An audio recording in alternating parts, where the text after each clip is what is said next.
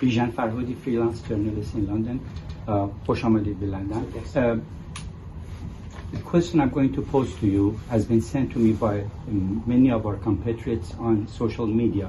It's a multi-parted, please bear with me. Her name is Parisima Nielsen. She says, what is your plan for the collapse of this regime? You keep talking about future, what will happen the day after the collapse. What is your plan for the collapse of the regime now and not after the collapse? And how do you expect people to come to the streets without any protection? And she adds, it seems like the West is not willing to help. And then the other questioner says, are you for or against legitimate defense, meaning people holding up, arms and defend themselves against the government brutal force? Well, I think all of these questions have been addressed before. Starting with your last point, I always said that in a campaign of nonviolent civil disobedience, you cannot justify killing people as a means to achieve your end. However, every citizen has every right to protect themselves if their lives are in danger. That's a totally different argument.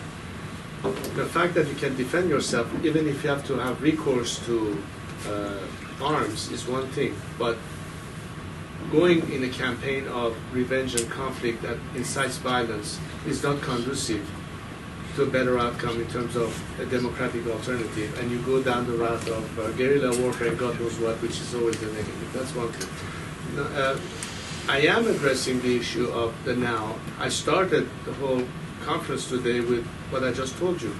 There's an element of direct support for communication that they need to sustain themselves and better organize and structure their resistance. There also has to be a need of actual funding of strike funds, because ultimately what will be the ultimate result of their sacrifice on the streets, say being shot in the eye, is that eventually they have leverage against the regime. So a tacit campaign to ask foreign government to help us support a maximum support element. And as I told you, I think, in my opinion, the quickest way to bring the regime to its knees and paralysis are sustained labor strikes in the country. If that is addressed, that's the direct answer to their expectation of what can be practically done. So we're talking about that as well. So this is exactly how we want to our Iranians to understand that it is in the light of these actions that then the other components come into play. Civil society, lawyers, activists, journalists, everything else depends on having that instrument of pressure from within. Without that instrument of pressure from within, we'll be limited to what we've seen so far. But the so far is not enough for the trick.